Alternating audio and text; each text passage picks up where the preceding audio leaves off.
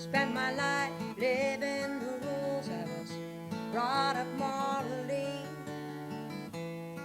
My family was a strong one, my parents trusted me. I look to see the good in men, still do to some extent. But man is not infallible, and this law lacks common sense. In a land where crops abound, tell me honestly, how we gonna find all that earth unless we make the world concrete? And criminals with guns and knives, they used to break the peace. And the ones who are our peacemakers are too busy looking for a weed.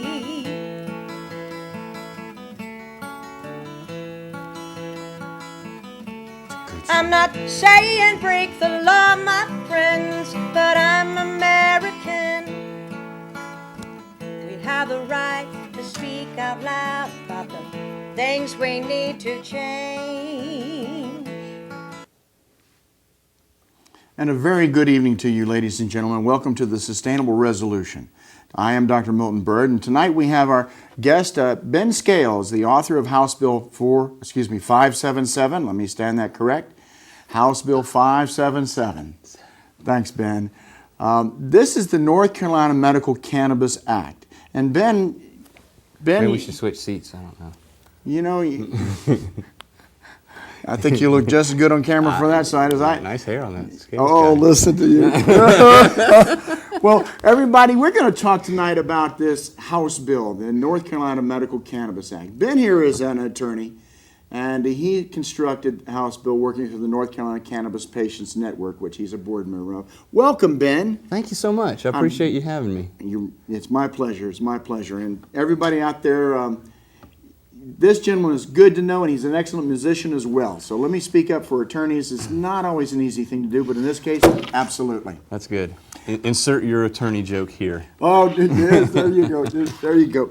Ben, I'm going to turn the floor over to you, my man, Okay. and let you start talking to us about how we got to this current place of this House Bill 577. Okay, I'll tell you. I was asked by a group of patients to help them out. They had there's a number of people in North Carolina and around the country who've discovered many times just by chance that cannabis, whole plant cannabis, is beneficial to them for health reasons. And I say by chance because they're not going to get it from their doctor and they can't get it from their pharmacist. But unfortunately, these people have to get it on the black market. And they asked me if I could help them out. And the only way we can help them out is to actually change the law. So we found some sympathetic legislators, including Representative Patsy Keever from right here in Buncombe County, as well as Representative Susan Fisher from right here in Buncombe County, who are both co-sponsors of House Bill 577. It was introduced by Representative Kelly Alexander from Charlotte, and he and I worked on it and crafted the language. And our goal from the very outset was, let's protect the patients. What will keep the patients with safe access, and at the second goal is to get it passed. So in order to get it passed, we had to put some other things in there. One of the main things were ways to make sure that the cannabis is not diverted to non-medical use.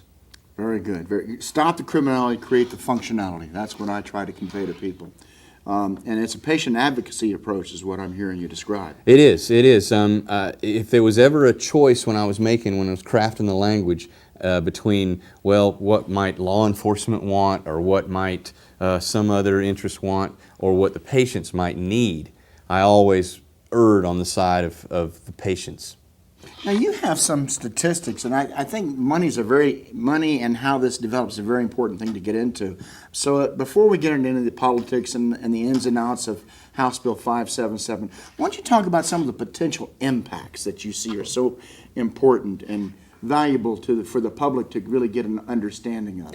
Well, one thing we've seen we're not working from a clean slate here. You know that we're not the first state to come up with the idea of medical cannabis. It's there's 15 states plus the District of Columbia that have medical cannabis now, and legal medical cannabis, and so we've seen also that there's been an incredible amount of business interest that has developed around medical cannabis in states like Colorado and California in particular. It's been a huge economic engine there. And so, like I said, we were talking about protecting the patients, and then in the other part, let's talk about getting it passed. And one of the things we wanted to do to get it passed was to make sure that there was an effective system of regulation and control over the medical cannabis that would, A, keep it from getting diverted into non-medical use, and B, provide for economic growth in the region, to put farmers to work, to put other people to work. We have, there's going to be a wide range of new jobs created with this new industry. And I guess maybe what we should do now is talk about how big this industry is. Yes, yes. You want to do that? If we could put up my first slide that I brought, I can show you what I'm talking about here. How big this industry really is. There's we don't know, because we know there are a large number of cannabis patients only because people have signed up for our website. They've nccpn.org. nccpn.org is our website. We also have a Facebook page on NCCPN. It can get to you every now and then. It can. Trying to say it too fast, that's for sure. But we have a lot of members, and we have a lot of people who are constantly telling us that they've found relief with this natural plant, and we've been able to take documentary evidence from many of them as well. We've taken video testimony from a lot of patients who are courageous and willing to stand up and who want to send a message to their legislator that, hey, I need this as medicine. So I don't know if we can get that first slide to come up. I think they're still trying to work on it. Well, in the meantime, I guess we could talk about some of the things that medical cannabis can do. I mean, it's we all know that it helps with cancer patients who are undergoing chemotherapy, and we know that it can be a great antiemetic. It can help people with nausea. I believe the very first medical patient in the country was Robert Randall, and he was able to get the federal government to recognize that it was helping him with his glaucoma. He was one of 7, correct? Well, I think there was as many as 22 at one point. He was one of the first group. He was actually patient number 001. I guess we could talk a little about what the federal government does with medical marijuana, because the biggest obstacle that we have to medical cannabis in this country, legal access, is that the federal government refuses to recognize it as medicine. And yet they have I love this part, they have a patent on cannabis as a neuroprotectant and antioxidant. Right. Now, if that doesn't kick that door open, what does? Well, it's kind of the big elephant in the room. They won't acknowledge what they really do know. For 11 days last month, there was language on the National Cancer Institute website that said that cannabis can actually shrink tumors in cancer patients, which is stunning news. It was widely reported, and as soon as a whole bunch of questions started to get asked, their feet got cold, I guess, a little bit, and they decided to pull back on that. Now they say that it's mainly helpful with symptoms, which is understandable. We've always known that it helps with symptoms. Yes. And, you know, there was a bunch of people running around saying, "Hey, cannabis cures cancer," which it does, but let's not say that on TV, because we'll be considered wacky, right? We'll be too far out there to be taken seriously. This is where First Amendment freedom of speech stands, so we're going to Right. say it when we need to say Yes. it. Well, I'm not a doctor. I don't even play one on TV, but from what I've read, there are so many uses for this plant, and for sick and healthy people alike.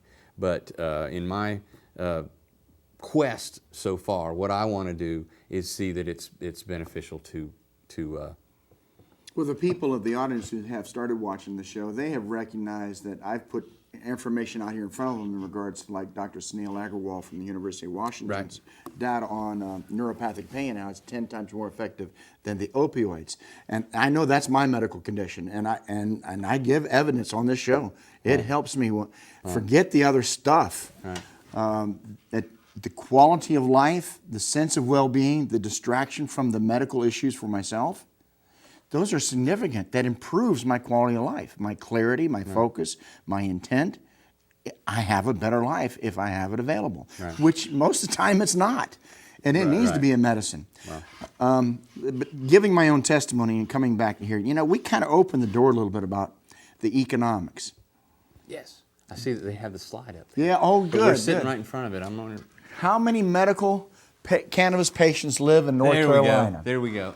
Go ahead, Ben. Let you take this over. I'll tell you how I came at this estimate. Okay. On the column on the left there lists some states that currently have legal medical cannabis: California, Michigan, Montana, New Mexico, Rhode Island, Oregon, and Colorado. The next column over shows how many medical patients are in each of those states. The next column over shows the population of those states, and then the final column on the right is what percentage of the population are medical cannabis patients. Then I just took those numbers, averaged them, multiplied it by the population in North Carolina, which is about 9.2 million, and I came up with an estimate of 106,000 roughly medical cannabis patients in the state of North Carolina. Now, you see that trend, would that be in this first 2 years of this industry being established? You'd see that kind of patient numbers? I think that those numbers exist currently. I think that it may take a while to get everybody registered and into the system. Moving from what I call the shadow industry to the functionality of the medical system. That could take a little while. Okay. That could take a little while before everybody. I don't think it'll take very long, because once North Carolina doctors have this arrow in their quiver, I believe that they're going to be quick to recommend. Lisa, could you pull that graphic back up again, please, in full screen? Looking down here at those numbers, now 106,000 is your estimate. Yeah. The percentage over there, I can't quite read It's it about off. 1%, I think, something like that. So we're looking across the country, though, kind of a 1% to 2% range of the population Right. medical need Medical need for this point. for medical cannabis. Yeah, I mean, obviously it's higher in some states, it's lower in other states, but I thought let's average it, and because we're just coming up with an estimate here. How many cannabis patients might there be? Well, let's just thank you, Lisa, for that. But let's take this just a little step further. Let's just use the North Carolina number average. And now I know population varies from state to state, but we've got 50 states with 1% to 2% of the population having a medical need for medical cannabis. 50 times 100,000, just bringing that number down from 106,000 for North Carolina for patients. The number of patients across the United States alone for medical cannabis, 50 times 100,000. That's a mighty big number of people needing medical cannabis. If you want to average, I think it's better to do it on per capita basis, than a per state basis. And that's what I was going for. But what I'm going for is actually looking at the number of people who are looking for this kind of In the need country. In the country. Okay. Yeah. I'm kind of focused more on North Carolina. Yeah, but well, I to me, understand where this you're is going. really, this is more not just local for us, but this is global. Oh, yeah. But in this, we're dealing with state politics and federal politics on this subject. Yet we know it's an international issue. And someday in the show, you can come back on and we'll have a great discussion on that. Great. And a little music too from you. Yeah, maybe some statistics. Yes. But bringing you back here to North Carolina, 106,000 people, just over 1% of the population in North Carolina, already appears to have this need for medical cannabis. Well, again, we don't know exactly how These many. are averages. This is how I'm getting at it, and like, maybe we should move to the next slide, and we can talk about where we're going from here.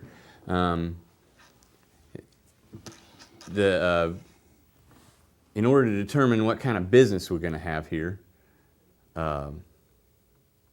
we need to figure out how big this market is. Well, we figured out that we were discussing earlier. The federal government currently is treating a number of people with medical cannabis. I don't know how many people know that in the world, but are in this listening audience. But we have there are currently 4 patients that are alive who receive from the federal government a big tin of cigarettes that are hand or machine rolled. There's 300 cigarettes, enough for the patient to use 10 a day. That's 10 cigarettes a day. 10 cigarettes a day, and the total amount that's shipped to these patients, free of charge. The cannabis is grown at the University of Mississippi, and it's shipped to Research Triangle right here in North Carolina, Yep. where they roll it into these cigarettes, and then they put it in the cans, and then they mail it out to these people. They send them approximately 100 ounces a year, and so I kind of use that as a baseline. I'm thinking if the federal government thinks that's the appropriate dosage, then maybe it is. 100 ounces a year. Now, Okay. folks, I want to take a moment to reflect on that number. An ounce of marijuana would be a bag. What you're going to kind of give me? Well, Somewhere around there, where, it's a plant, so it can be Right. compressed. That's an ounce. It's weighing. I'm trying to put it in my mind. See, that's how. Let's move on. Let's move on. So what I did for the purposes of this estimate was just cut that in half. So let's say that that's a grossly excessive amount. Okay, let's say North Carolina 100 patients. ounces is a lot. Right, but let's say it's way too much. So that's why I use the number 50. Now, how much revenue will that generate? Well, if we take the 106,000 patients times 50 ounces a year times $200 an ounce. Now, let me tell you how I got that figure.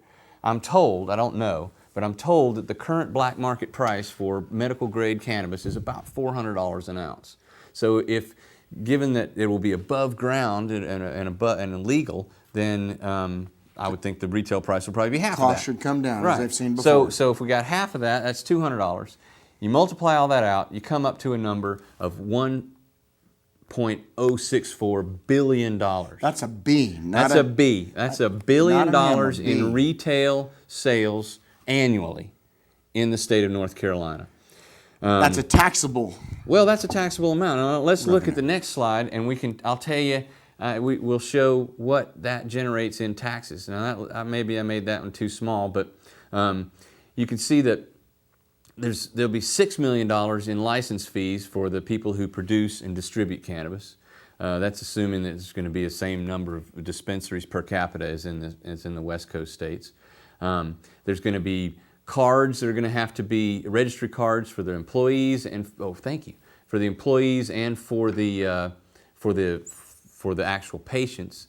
There's going to be a producer's tax, a gross revenue of 10%. There's going to be a dispensary tax, a gross revenue of 10%. There's going to be sales taxes and local taxes that add up to a total projected annual tax revenue for North Carolina of $250 million.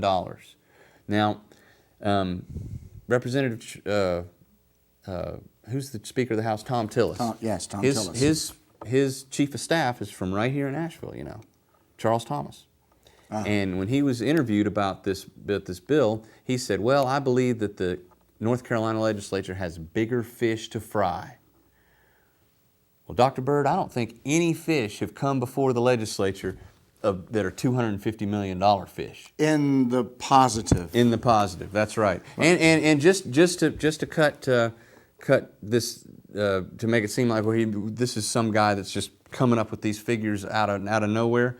I will tell you that I just seen the House, the General Assembly has put together its own revenue projections from this bill. They did not discuss this with me or anybody else with the Cannabis Patients Network, and they say without any producer tax, without any of the taxes that are built in, just the sales tax revenue, according to the General Assembly, will be $40 million. $40 million. And that is a baseline figure. I'm saying it's going to be more like $250 million, but somewhere between 40 and $250 million could be coming into this state, into this, and we could pay our teachers with it.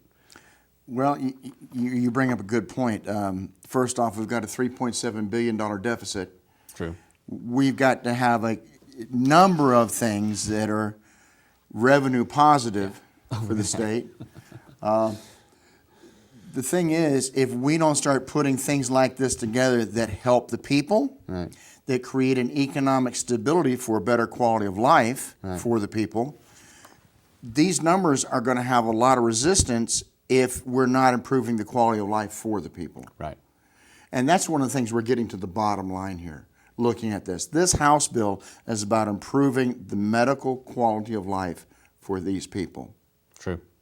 And when we're looking at this House bill, which we're going to start doing here in a little bit, one of the things that I want to kind of talk to you about is how are the people going to be building this industry versus corporations building this industry?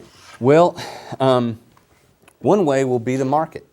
I believe that because the cannabis plant is so varied, it has so many different strains, that the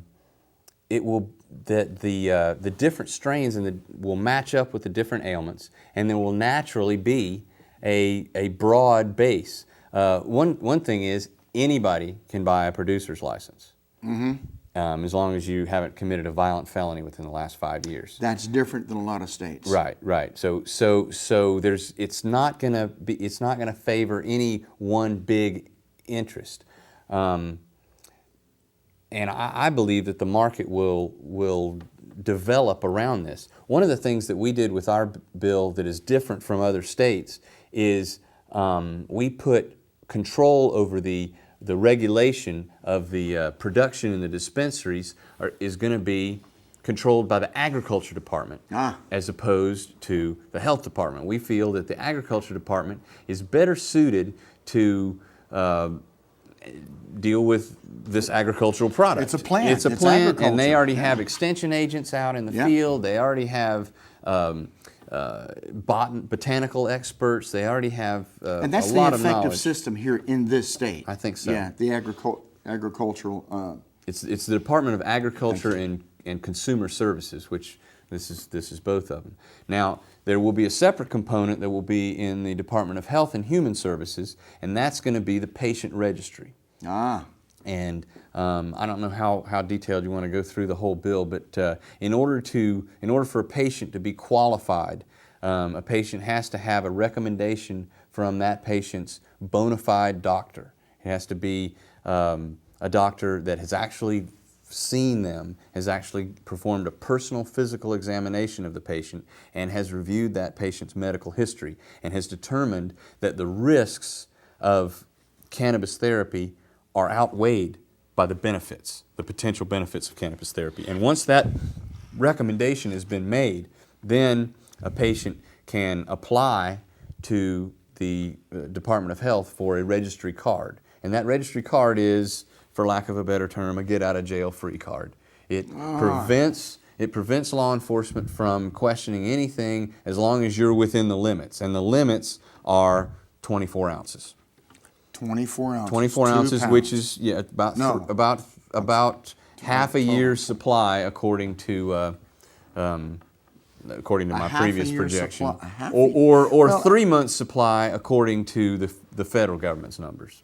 Yeah, one of the things that I've had in discussion with some of the medical people out in California is that they're trying to figure out in diagnostic related grouping how they may be able to color code, because some people have a different tolerance or need Right. for the cannabis. And cannabis needs to be applied, as you do in all medication regimens, you dose to effect. Right.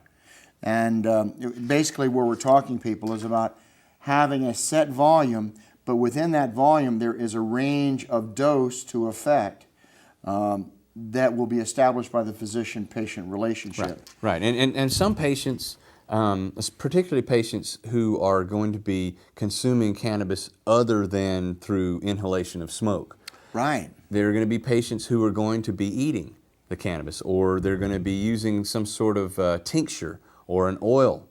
And the production of that type of medicine takes far more cannabis Yes.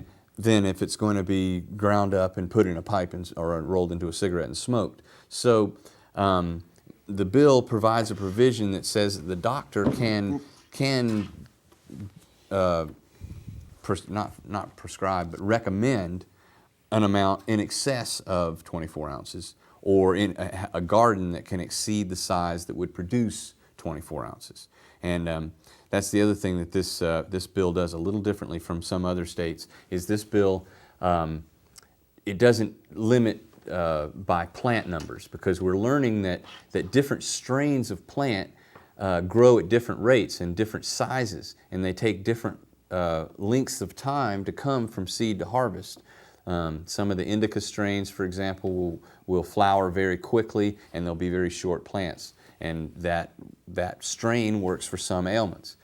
Other strains, such as the sativa strains, they grow taller. It takes them longer, sometimes up to 6 to 8 months before they go from seed to harvest, and there's going to be certain patients that are going to benefit from those sativa strains and other mixes. So rather than set some arbitrary plant number, which almost every other state has done when they're trying to regulate this, again, I went back to the federal government. The federal government has great information for this type of stuff. The DEA has determined that the best way to predict the yield, how much a garden is going to produce, is not by number of plants, but by total canopy size. How big is the garden itself? Measure the garden itself, and the bigger the garden, the more the yield. And it's for inside or outside, and they basically know how much is going to come out of a gram per how many square feet. And so in order to generate that 3-month supply, 3-month supply is what you're allowed to have of many medicines. Right. Is which you can go in and get a prescription for 3 months supply.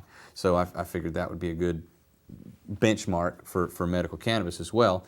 And in order to grow that amount, you need about 250 square feet of garden space. So if you've got a 25 by 10 part of your house that you can dedicate to growing, then you can use that to as your garden. And that doesn't include your starts and your vegetative stuff before it gets to the blooming. Interesting.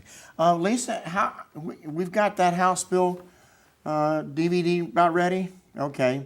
Cool. You were talking earlier about the various products, what I call medication edibles, or medibles is the Right. term. It would be an entirely new cottage industry in North Carolina, which is there is cottage industry for doing homemade homemade edibles. We see herbalists doing this kind of stuff, tinctures and so forth. They would have to be going through a certified process, though, to do that. Right. And all of these medibles, as you call them, would be regulated just like those. This bill expressly declares them to be the foods that would be regulated according to the way you were talking about. So let's we're having a little technical problem getting that House I bill. don't think so. It's right there. Oh, it's just a little small. But that's probably good. You can't get any larger than that, It's the Lisa? fine print. Okay. That's fine. That's fine. I don't think we need to. Well, I tell you what, just as an overview, talk us through Sure. the bill. Sure. What I tried to do was fix all the problems that were happening in all the other states. People, in the first place they point to is California. We don't want it to be like California's, because in California it's widely accepted that any hippie with a hangnail can get a medical recommendation. True or not, that's the It seems to be very easy for these people who don't appear to be very sick to be getting medical cards, and they also don't have any regulation of the stores, of the dispensaries where the product is dispensed. And the reason for that is California was first. California didn't have any preconceived notions about how the patient was going to acquire the medicine. They were saying you're entitled to have the medicine, but how you get it, you can either grow it yourself or you can grow it with friends. That was the only... As a cultivation association. Right, a collective. Those are the only two ways that cannabis could be acquired by a sick person in California. No sales, no dispensaries, no retail industry or wholesale industry at all. Of course, that didn't work. Right. I mean, it's not. I mean, I could grow some if I was a patient. I'm kind of healthy, but my grandmother with bone cancer is not going to be gardening, and certainly not going to be gardening enough to satisfy her medical cannabis needs.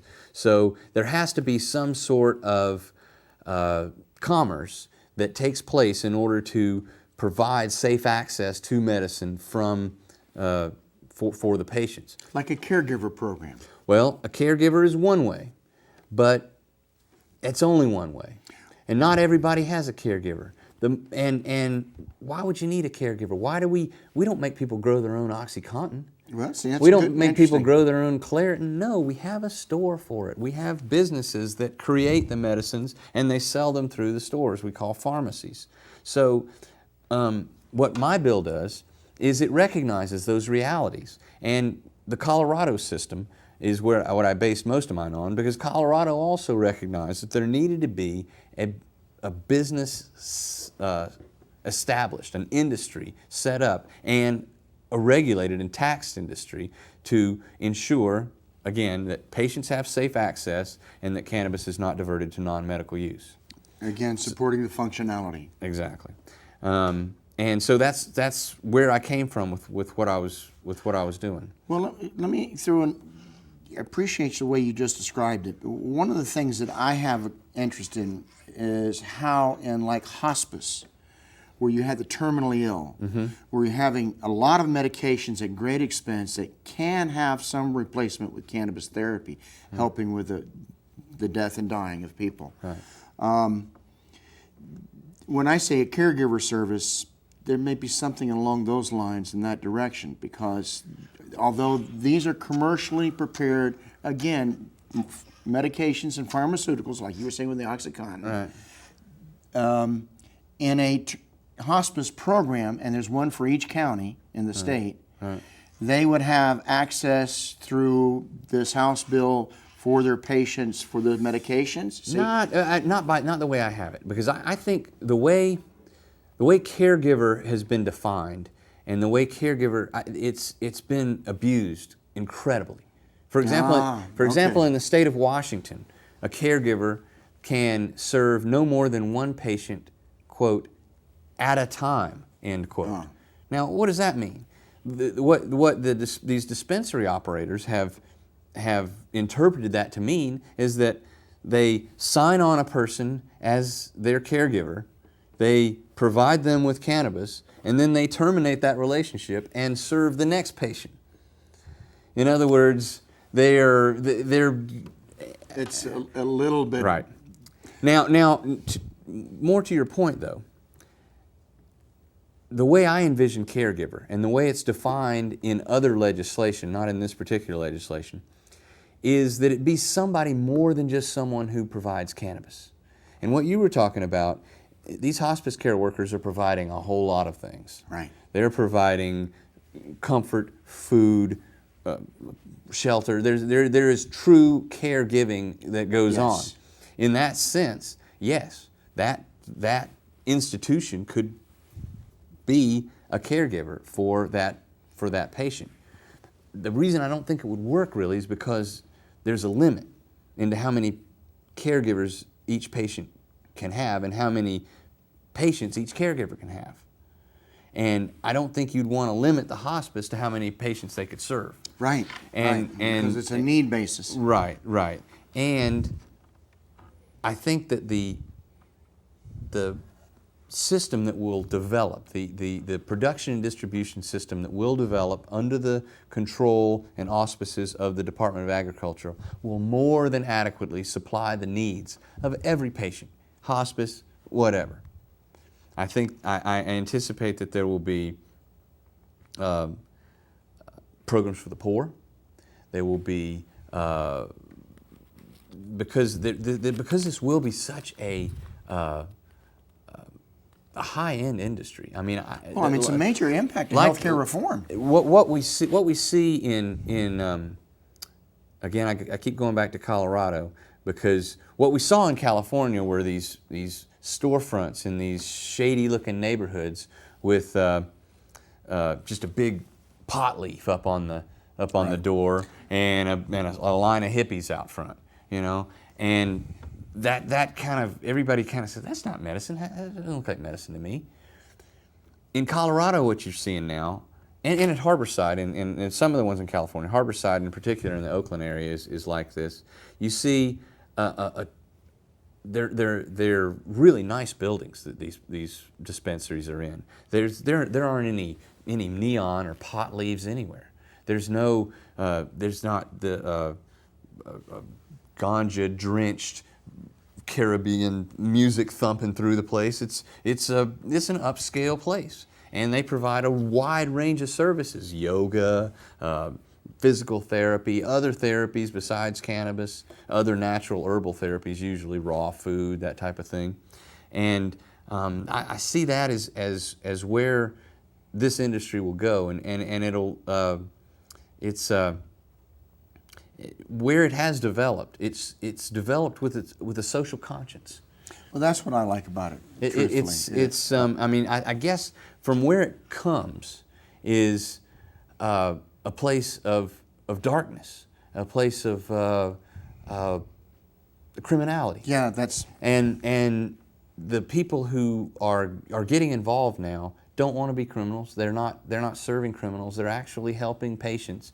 And in many places, because of the way the kind of the gray area between federal and state law works, there's still some significant profits to be taken, because it's gone from being totally in the black market in those states to it being in some sort of a gray market, because of the federal prohibition remains in effect, and but the state law protects their activities. Well, one of the things that I'm hearing you talk about is how this industry will develop if the General Assembly sees fit to pass it.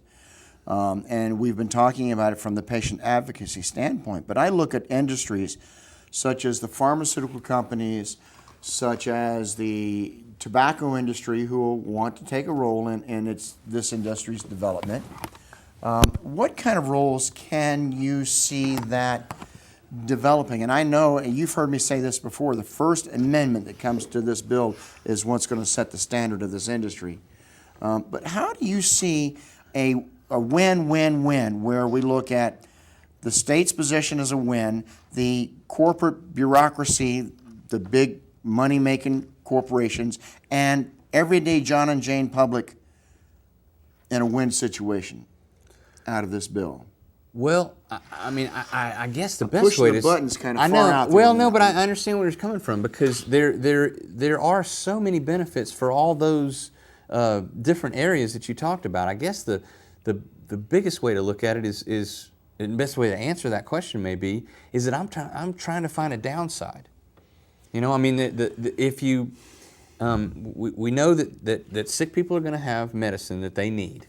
We know that it's going to be an herbal, non-toxic, non-addictive, non-lethal. I don't think we can say that enough. Non-lethal. Exactly. I mean, children's cough syrup is more dangerous than medical cannabis. You hear that, folks? Tylenol kills if you eat enough of them, but no one has ever consumed enough cannabis to kill them. It just hasn't happened, which, I mean, you can't say that about water. So we're talking about elevating this plant, which has been demonized and been ridiculed, and its users and the patients have been laughed at and mocked, and we're elevating it to the level of echinacea, of St. John's wort, of other healing herbs that we know about. Yes. And so one of the things I guess where we might have some some issues with the corporate world, so to speak. You talked about how's the corporate world going to benefit from this.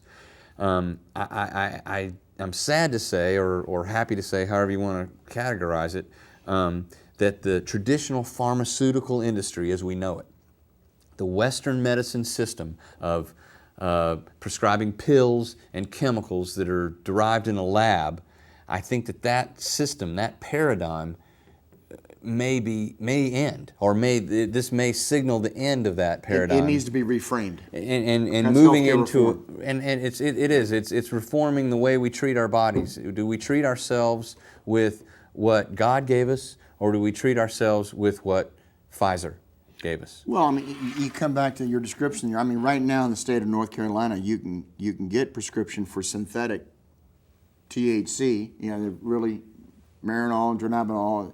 That is the Delta-9 THC, the psychoactive component. You can get that in North Carolina. Excuse me, folks. Let me turn this phone off. You like the sound effect there? Yes. We aren't taking calls tonight, huh? We're not taking that call. Not that one. I'm going to shut this thing off here because I forgot to do that earlier. Yes, we do. Marinol, that's one of the biggest lies that the pharmaceutical industry and the federal government tell us is that there is medical marijuana already.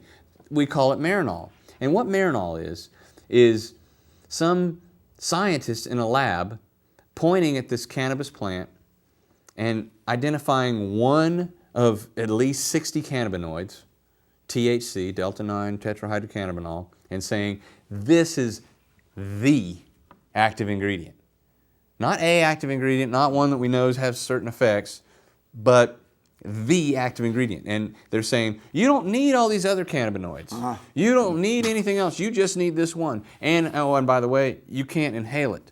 You have to eat it, and you have to have it processed through the liver, and we just have one dose. Okay? The beautiful part about whole plant cannabis therapy is that you're able to self-titrate the dose. You're able to take in, if you're inhaling, just as much as you need because the effects are almost instantaneous. That's the risk versus benefit analysis. Yeah. Exactly. Plus, many people who are suffering from cancer or other diseases that would cause them to have problems keeping food down aren't going to be able to keep a pill down either. So, I mean, Marinol it's very expensive. Many of the insurance companies don't cover it. You get it, it's cash out of pocket. I had a patient on here last week who has been getting the Marinol, and $120-some a month. Is it working for him? No, he put it aside and went back to smoking cannabis. I don't know anybody who has taken it and is still taking it. Well, I know some people who've tried it, but they haven't. It doesn't serve the medical function that it needs to because again, it's not. It's just THC.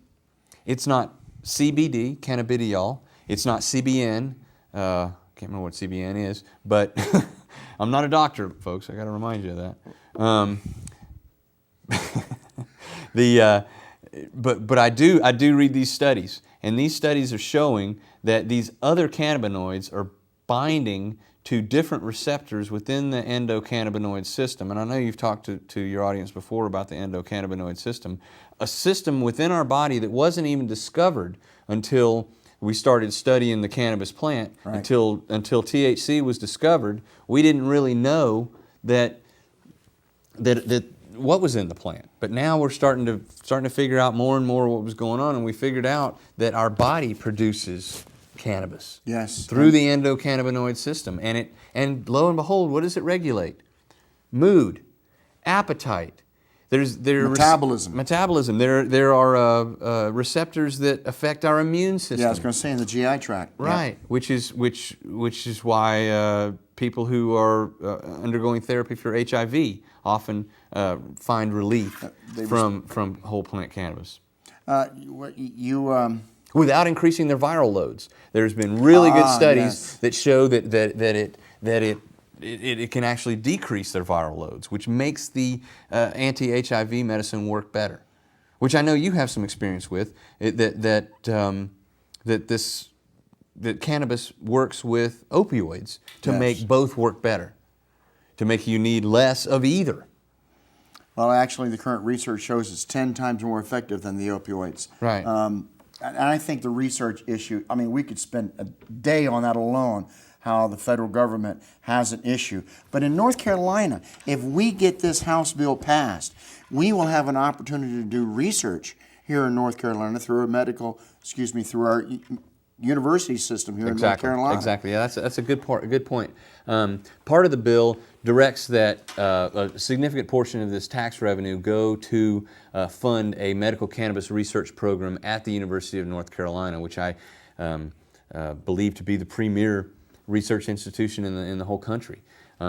We have right here in this state doctors, agronomists, botanists, farmers, scientists who are all well capable of taking the research that's been done so far and pushing it to the next level, especially if they can acquire within state the various strains and the various potencies of cannabis. Right now, if you're going to do any research with cannabis and it's going to be sanctioned by the federal government, you have to get your cannabis from the University of Mississippi. And the National Institute of Health. And the National Institute of Drug Abuse, Right. which why would drug abuse be researched? Good question. In order to get the cannabis to do the research, you have to say in your research papers that you're trying to prove that cannabis is bad for you. If you're looking for a health benefit from cannabis, they won't give you any. Right. They won't give you any. But if you're trying to prove it'll harm you, Donald Abrams, I know you've talked about him on this show. He was doing studies with AIDS patients, and I just talked a little about his findings. When he first started doing his studies, he would submit his protocols over and over again to the National Institute of Drug Abuse, or NIDA, and they'd send him back. They'd say, sorry, you can't have any. He'd say, well, I want to prove how it helps AIDS patients do this. I want to prove how it helps with this. And finally he wrote back and he says, I want to prove that it will kill AIDS patients. And once he wrote it that way, they said, okay, here, have some. Well, you know what? It really comes back to what you described, how the system constantly requires manipulation to get a just cause identified. Right. And what he was doing there was just trying to show through the reverse method of saying it'll kill patients, yet it can't prove anyway. No, it proved the opposite. His research it proved that it not only didn't kill them, it didn't lower their or didn't increase their viral loads. It actually helped them and helps them survive that evil disease. Well, this is an evolutionary process in this bill and in this initiative across the country, across the world. You put a lot of work into this, and I know it's been a dedication of yours. Yet you know as well that there will be steps beyond this, even if fully successful. Oh yeah. What kind of steps do you see will come down the road? I talked about a win-win-win, state, corporate, and people. But there needs to be some clarity of how this bureaucratic structure goes through its evolutionary steps. I know you have some insight in that when it comes to this process. Well, I guess I mean, I'd like to see this plant, the cannabis plant, broken free from the shackles that currently constrain it. It's a plant that the DNA of cannabis connects like a lock and a key with the human DNA. It's a plant that we need, that we've been using for so many different uses for centuries before this little 80-year window that cannabis has been criminalized, and it started in this country. I don't know how much you've ever talked about The Emperor Wears No Clothes? The Emperor Wears No Clothes. And the history, the Emperor Wears No Clothes has kind of some conspiracy theories, which some people may not buy into. But if you just look at the cold facts, that what you had at the early part of the last century was a bureaucracy. Yep. that was focused on the eradication of alcohol. Right. And the prohibition machinery and the government, bureaucracy that was built up to enforce the prohibition of alcohol was formidable. And they had a lot of clout in Washington. Not enough to keep prohibition around, though. No, because the people wanted the alcohol. Right. So once the prohibition of alcohol ended, this army of people had to do something, and what they did is they said, well, we need another substance. So they went to cannabis.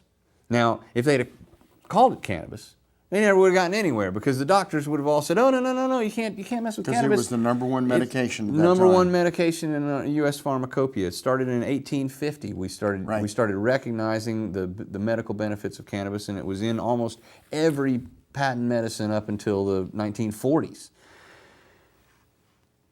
But that's not what they did. They didn't call it cannabis. They weren't even looking for a substance at that point. They were looking for a subclass of people that they could control. Before they could control the social manipulation. Right. So what groups of people did they want to control? Immigrants and African Americans. Okay?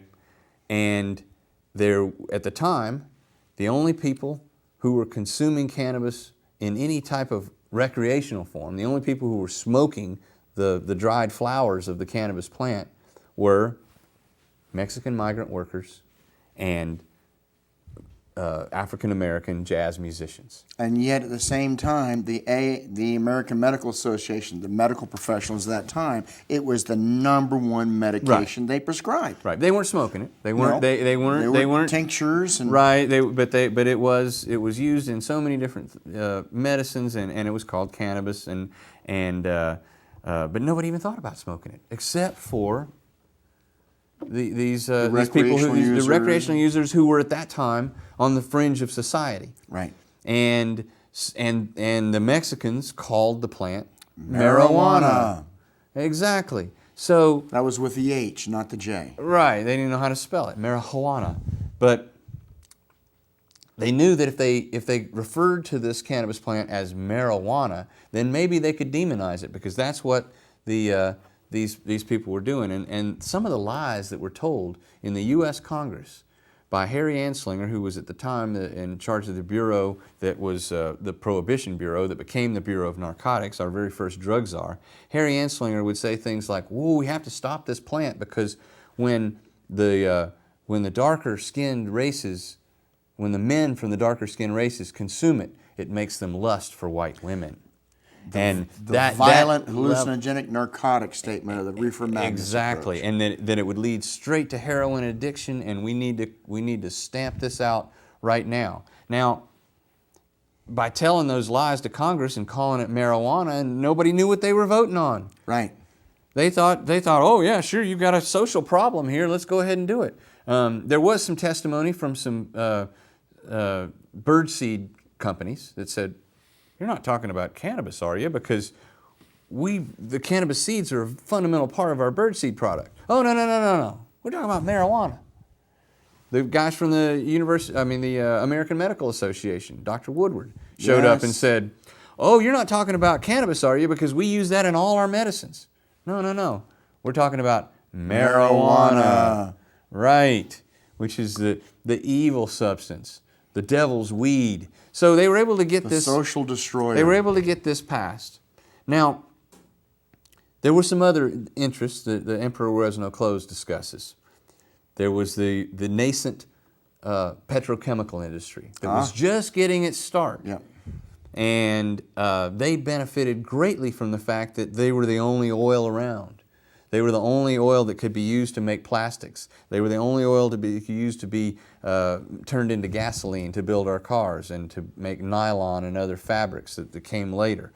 I'm not sure how much those people had to do with the original criminalization of cannabis, but I think they have a lot to do with keeping it criminalized.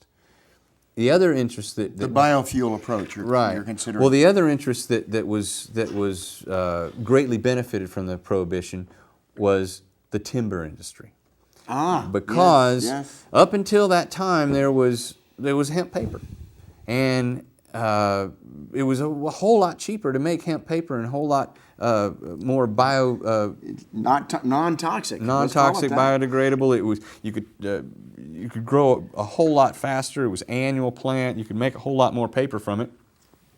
But once it was out of the way, then the timber companies could make paper from their trees, and that's when the timber companies were owned by the Hearst family, which had a lot of control in Washington. Yeah. And also the Hearst family controlled the newspaper, so they could print the propaganda that Anslinger was putting out about how evil this plant is and how bad its users are. And these images have stuck in society. I mean, people, when they hear marijuana, that's the first thing they think of. Oh, it's dangerous. It must be bad. I mean, it's social propaganda. And Right. We've been so conditioned with the prohibition mindset that we believe it, even though. And we believe that our government wouldn't have done this without some sort of study, some sort of science behind the fact that there would be people who are. I mean, there was no science. I mean, there wasn't any public report that said people are dying from it or anything like this. It was all rumors and innuendo. All right, We gotta go? We've only got about a minute left here. All right. Ben, I want to The have you hour back just on the shot show. by, didn't it? Yes, it did. And you were pointing out some of the history. I want to thank you, folks. We've had a wonderful discussion here. Ben will come back on the show, and we'll even take some call-ins next time, and we'll consider how to bring this topic to you further and explore it even more, because there is a lot to look at the history, what we have been conditioned to, programmed to, and propagandized to. We have so much of a low trust situation right now going on with the government and the politics of what's happening. We've got to create a high trust situation with our elected leadership. To understand right now, we've got House Bill 577, the North Carolina Medical Cannabis Act. I ask you to contact your legislators for wherever you live. Let them know your position and feelings on it. Contact your local governments, your county commissioners, your city council members, and ask them for a resolution of support for House Bill 577. Good. Yeah, I see that. Thank Got you. the logo up there. That's the North Carolina Cannabis Patients Network.org. This organization is a patient advocacy organization, and Ben and I both are on the board of directors for that organization. I want to thank you. You're seeing in the background here Virginia Waite. We call her Jenny. She's a street performer here in Asheville. She wrote this song for the show called I Am an American. And I'm going to let you listen to it as we slowly begin to fade out here shortly. And thank you for watching the show. Expensive drugs that bleed our soul, I honestly don't understand.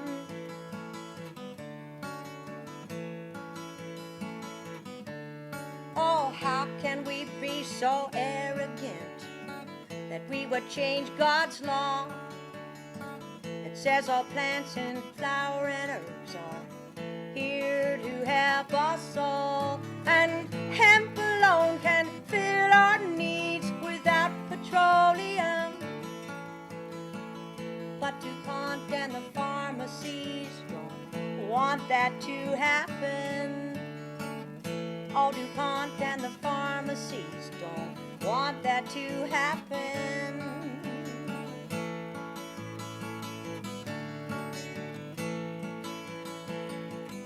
I'm not saying break the law, my friends, but I'm American.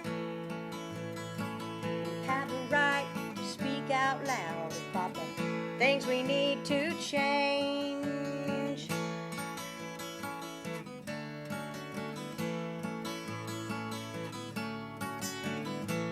And in a time of bridges, how can it ever be that we are on opposing sides in this land of liberty, when we're allowed to use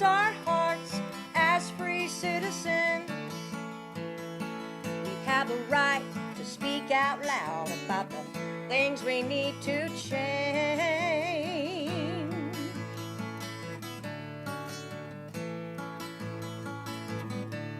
I'm not saying break the